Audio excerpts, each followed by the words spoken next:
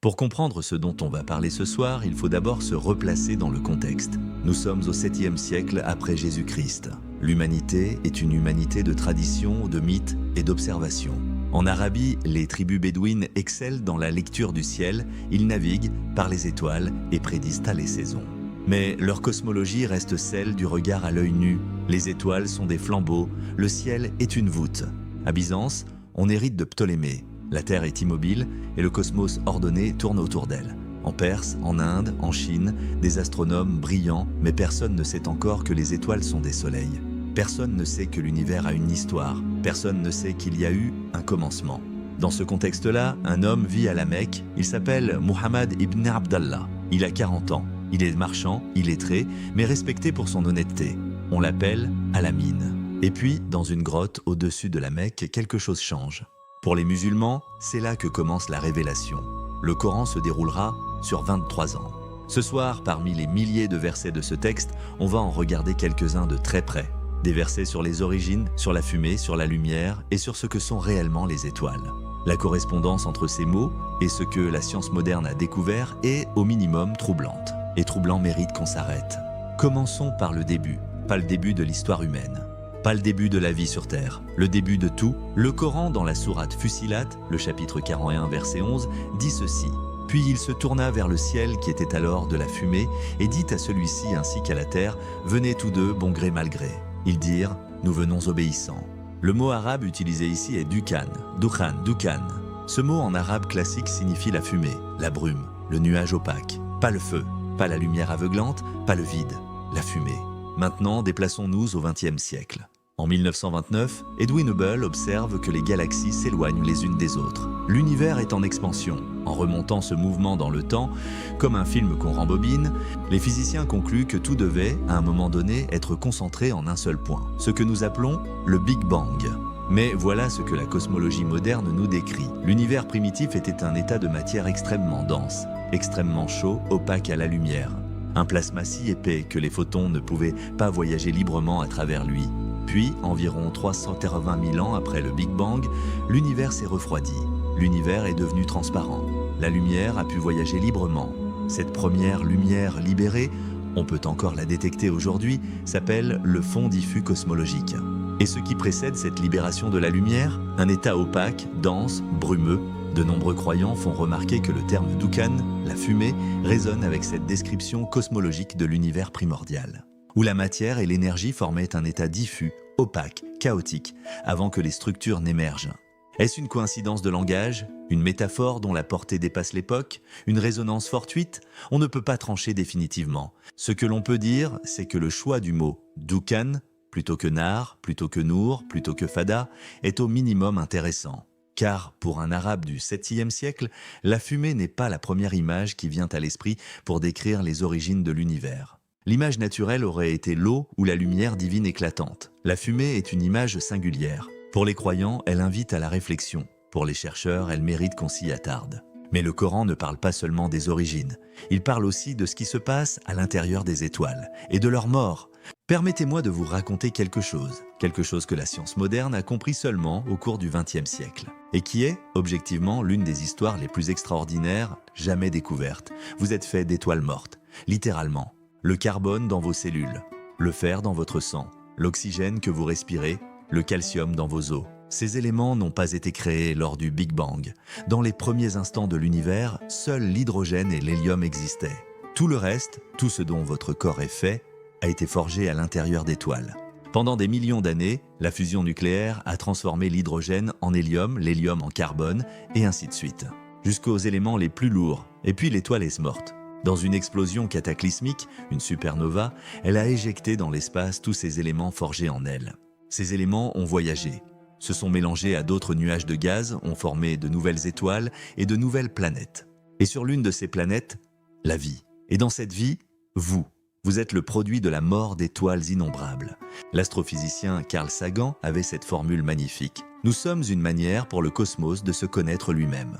Maintenant, le Coran. Sourate al-Waqiya, chapitre 56, versets 75 à 76. Non, je jure par les positions des étoiles. Et c'est vraiment un grand serment si vous saviez. que c'est assurément un Coran noble. Le serment ici est fait par Mawaqi al-Nujum, les positions des étoiles, ou plus précisément, les lieux de leur chute. Mawaqi est lié à la racine waqa, s'effondrer. Cela pourrait résonner avec le concept de l'effondrement des étoiles. Je ne veux pas surinterpréter ce verset.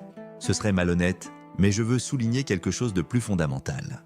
Le Coran jure par les étoiles, il les érige comme quelque chose qui mérite une attention profonde, un émerveillement. Dans la tradition islamique, les étoiles ne sont pas des décors, elles sont des ayats, des signes.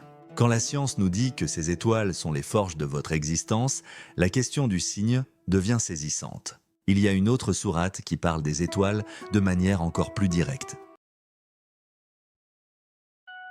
Sourate Al-Anbiya, verset 30, « Les incrédules n'ont-ils pas vu que les cieux et la terre formaient une masse homogène, puis nous les avons séparés ?» L'expression « Radkan » désigne une chose unie, soudée. « Fafataknahuma » signifie briser cette union pour les séparer. Pour la cosmologie moderne, cela résonne avec l'état singulier initial de l'univers avant l'expansion du Big Bang. La Terre et le Soleil étaient littéralement faits de la même matière avant d'être séparés par la gravitation. S'agit-il d'une affirmation scientifique ou d'un symbole? L'essentiel est l'invitation à l'observation. Le Coran nous demande « n'ont-ils pas vu ?» Une invitation à regarder et à contempler. Chapitre 4, Al-Tariq, l'étoile qui frappe de nuit. La sourate 86 s'appelle Al-Tariq, At-Tariq. Ce mot est fascinant. Il vient de la racine taraka, frapper, cogner fort dans la nuit. L'étoile qui frappe, l'astre qui perce l'obscurité avec violence. Le verset 1, par le ciel et le Tariq, et immédiatement après, comme si le texte sentait que le lecteur se demanderait ce qu'est ce Tariq. Et comment sauras-tu ce qu'est le Tariq? C'est l'étoile au percement intense, brillante. Al-Najm al-Thaqib, Al-Najmuth Thaqib, l'étoile perçante qui perce, qui traverse, qui fore. En 1967, Jocelyn Bell, une étudiante en doctorat à Cambridge, détecte pour la première fois un signal radio régulier venant de l'espace. Un signal si précis, si régulier, si mécanique que son équipe le baptise provisoirement LGM1. Little Green Men, parce qu'il n'arrive pas à s'expliquer comment un phénomène naturel peut être aussi ponctuel. Ce n'étaient pas des extraterrestres, c'était un pulsar, une étoile à neutrons en rotation. Une étoile à neutrons, c'est ce qui reste après qu'une étoile massive est morte dans une supernova. Le cœur s'est effondré sur lui-même avec une violence inouïe, compressant une masse équivalente à celle de notre Soleil dans une sphère de 20 km de diamètre. La densité est telle qu'une cuillère à café de cette matière pèserait 1 milliard de tonnes. Et cette étoile tourne, parfois des centaines de fois par seconde. Et elle émet des faisceaux de rayonnement, radio, X, parfois gamma, qui balayent l'espace comme un phare cosmique tournant. Chaque fois que ce faisceau pointe vers la Terre, on reçoit une impulsion qui frappe, qui perce. De nombreux croyants, et certains chercheurs musulmans spécialisés en cosmologie coranique, ont trouvé dans la description Al-Najm al-Thaqib une résonance troublante avec le concept de pulsar. Une étoile qui perce, qui émet un rayonnement perçant qui lui frappe la nuit de manière régulière et intense. Je vais être honnête avec vous. L'interprétation classique de Al-Tariq désignait simplement une étoile brillante dans le ciel nocturne, peut-être l'étoile du berger, Vénus. La notion de perçant était comprise dans un sens visuel. Une étoile qui berce l'obscurité par sa lumière. Cette interprétation classique est parfaitement valide. Ce que les croyants contemporains font remarquer, c'est que le terme taqib, perçant, qui fore, qui pénètre, est particulièrement adapté si l'on pense à des objets comme les pulsars, qui émettent effectivement un rayonnement perçant avec une intensité extraordinaire. La correspondance n'est ni certaine ni impossible, elle est simplement intéressante. Et cette honnêteté-là, ne pas survendre, ne pas sous-estimer, me semble être la bonne manière de tenir ces textes. Il y a quelques années, la détection des ondes gravitationnelles par le détecteur LIGO a confirmé une prédiction d'Einstein vieille de 100 ans. L'espace-temps se courbe, se plisse, se déforme. L'espace n'est pas un fond rigide et neutre. L'espace est quelque chose qui peut être tendu, plié. Cette vision, l'espace comme une entité physique qui a une géométrie, est une révolution conceptuelle profonde. Écoutons maintenant la sourate Al-Anbiya, chapitre 21, verset 104. Le jour où nous plierons le ciel comme on plie les feuillets des livres. Tout comme nous avons commencé la première création, nous la recommencerons. C'est une promesse qui nous lie et nous l'accomplirons. Katayi al-Sijilli lil-Kutub, comme on plie ou roule les feuilles d'un livre, d'un parchemin. Ce verset décrit la fin des temps. Ce n'est pas une preuve physique, mais une résonance conceptuelle magnifique. Ce qui me touche, c'est que le Coran invite constamment son lecteur à regarder les cieux, à s'y arrêter. En vérité, dans la création des cieux et de la terre, et dans l'alternance de la nuit et du jour, il y a des signes pour ceux qui sont doués d'intelligence. L'invitation n'est pas à la crédulité, l'invitation est à l'intelligence, à la réflexion, au fikr. Chapitre 6, l'eau et la vie, une affirmation audacieuse. Revenons au verset d'Al-Anbiya, 20-30, celui sur la séparation des cieux et de la terre. Il y a une deuxième partie de ce verset que j'ai volontairement laissé de côté, et nous avons fait de l'eau toute chose vivante. وَجَعَلْنَا مِنَ الْمَاءِ كُلَّ شَيْءٍ حَيٍّ, nous avons fait de l'eau toute chose vivante.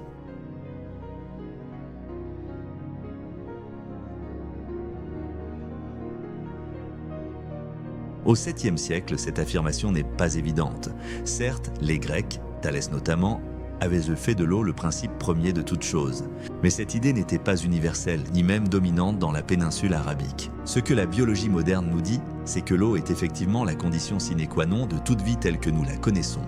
Toutes les formes de vie sur Terre, des bactéries aux baleines, des fougères aux humains, nécessitent de l'eau liquide pour exister. L'eau est le solvant universel du vivant. Elle permet les réactions biochimiques. Elle régule la température, elle transporte les nutriments et les déchets. Dans la recherche d'une vie extraterrestre, le premier critère que les chercheurs utilisent, c'est la présence potentielle d'eau liquide. Pas d'oxygène, pas d'azote, l'eau. Toute chose vivante. Pour de nombreux croyants, cette formulation, si directe, si frappante, est l'une des plus significatives du Coran. Pas parce qu'elle prouve que le Coran est divin, mais parce qu'elle pose une affirmation qui se révèle d'une justesse remarquable 14 siècles plus tard. Il est honnête de noter qu'il existe d'autres molécules. Certains chercheurs spéculatifs s'interrogent sur la possibilité de formes de vie basées sur l'ammoniac ou d'autres solvants. Nous n'avons pas encore de preuves de vie extraterrestre pour trancher. La formulation « toute chose vivante » reste donc une observation basée sur ce que nous connaissons. Mais ce que nous connaissons est déjà immense, et ce que nous connaissons dit « l'eau est fondamentale ». Pour les croyants, c'est un signe de plus. Pour les observateurs curieux, c'est au minimum une affirmation remarquablement juste pour son époque. Laissez-moi m'éloigner un instant des correspondances scientifiques pour vous dire quelque chose de plus intime. Quand je regarde le ciel nocturne, pas avec les yeux d'un scientifique, mais avec les yeux d'un être humain, quelque chose se passe en moi. Une humilité joyeuse face à la vastitude. Le Coran dit, n'ont-ils pas regardé le ciel au-dessus d'eux? Comment nous l'avons bâti et embelli sans qu'il y ait la moindre fissure? Les étoiles sont des signes qui pointent vers quelque chose, vers une intelligence derrière l'ordre, vers un sens derrière la complexité. Comme le disait Arnaud Penzias, les données suggèrent un ordre que l'on retrouve dans les textes anciens, un sentiment que ce n'est pas tout à fait un hasard. Ce n'est pas de la preuve, c'est quelque chose de plus ancien, et peut-être de plus profond. Chapitre 8, la mort des étoiles et la résurrection, une métaphore cosmique. Je voudrais vous parler d'une correspondance que je trouve, personnellement, la plus belle. Pas la plus scientifiquement précise, la plus belle. Le Coran parle de la résurrection, Al-Ba'ath, Al-Qiyamah, à de nombreuses reprises. Et souvent, pour rendre cette idée compréhensible, il utilise des analogies tirées de la nature. Sourate Al-Hajj, chapitre 22, verset 5, « Ô homme, si vous avez un doute sur la résurrection, eh bien, nous vous avons créé de poussière. Puis d'une goutte de sperme, puis d'une adhérence, puis d'un morceau de chair, formé ou non encore formé. Et cela pour vous montrer notre puissance. » Et plus loin, dans la même sourate, verset 6, « C'est Dieu qui est à la vérité, c'est lui qui redonne la vie aux morts. La mort et la renaissance. » Ce cycle est précisément ce que la cosmologie moderne nous décrit à l'échelle des étoiles. Une étoile naît. Elle brille des millions ou des milliards d'années, forgeant en elle les éléments de la matière.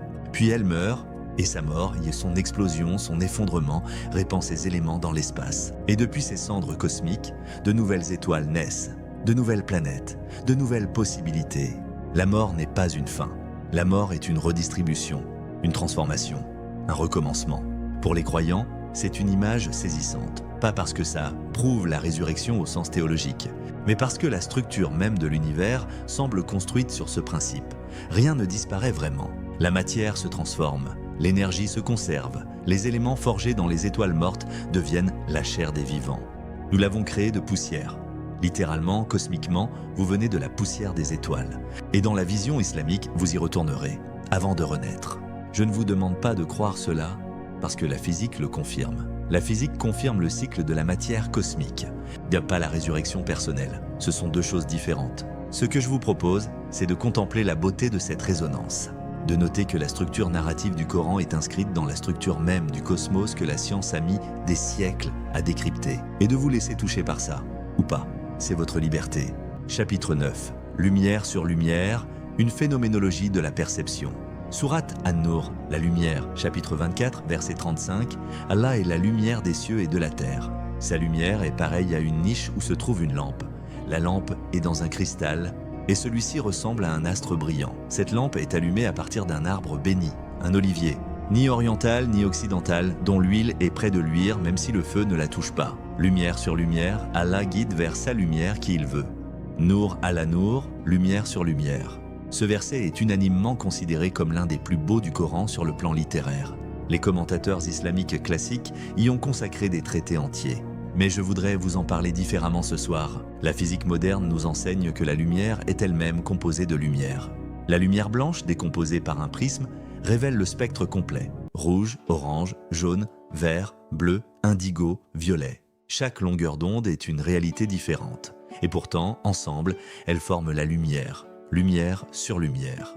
Plus encore, les objets que nous voyons ne font qu'absorber certaines longueurs d'onde et en réfléchir d'autres. Ce que vos yeux perçoivent comme rouge ou bleu est déjà une interprétation neurologique d'un signal électromagnétique. La lumière que vous voyez n'est aucune fraction infime du spectre électromagnétique total des ondes radio aux rayons gamma. La réalité de la lumière est bien plus vaste que ce que nos yeux en perçoivent.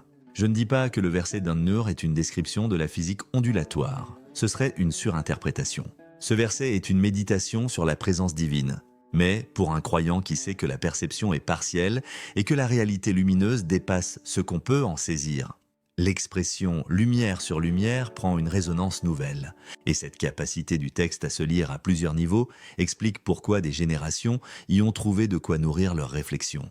Je voudrais m'arrêter ici, pas pour vous dire quoi croire. Pas pour conclure que la science prouve le Coran, parce que ce serait réducteur, intellectuellement malhonnête et finalement contre-productif. La science décrit des mécanismes. La foi parle de sens, ce ne sont pas des ennemis. Ce sont des langages différents qui parlent de réalités différentes et parfois, dans des espaces fascinants, les deux se frôlent. Un état brumeux, diffus avant la séparation des structures d'un cosmique et un mot, Dukan, qui résonne avec cela d'une manière troublante.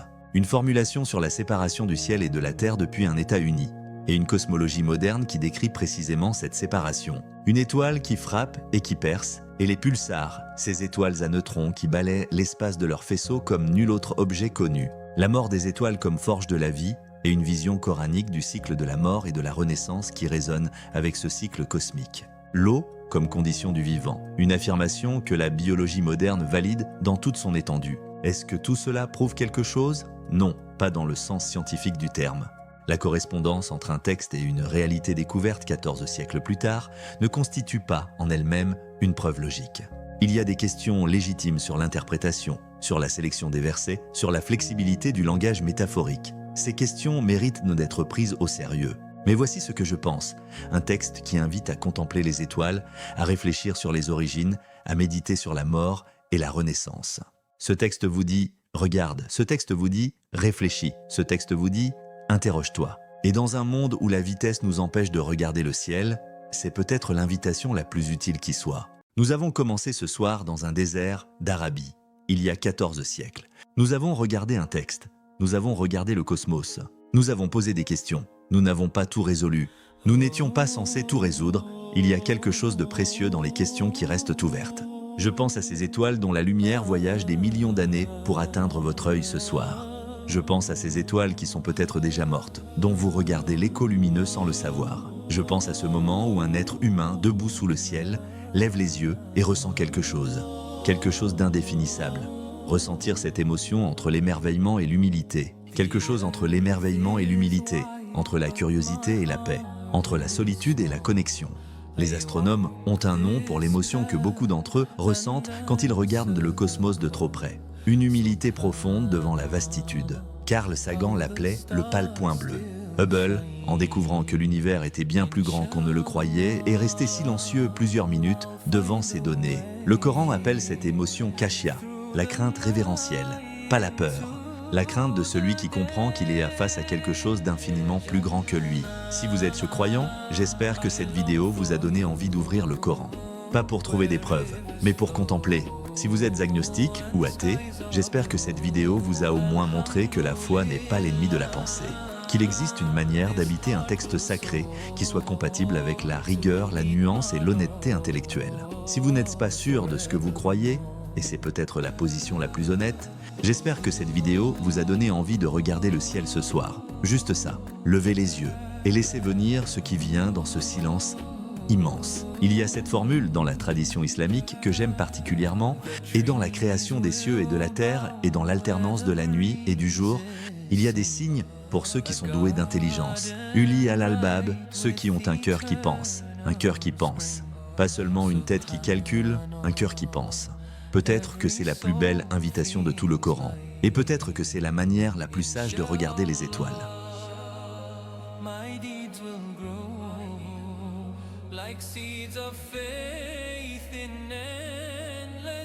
Si cette vidéo vous a touché, de quelque endroit que ce soit, partagez-la avec quelqu'un qui regarde le ciel et se pose des questions. Ce n'est pas une vidéo pour convaincre, c'est une vidéo pour penser ensemble. Dans les prochaines vidéos, on ira plus loin. On parlera des profondeurs de l'océan, de l'embryologie, de l'expansion de l'univers et de ce que les sciences cognitives disent de l'expérience spirituelle. Toujours avec la même exigence, la même nuance, la même sincérité. Prenez soin de vous. Et ce soir, levez les yeux. Salam.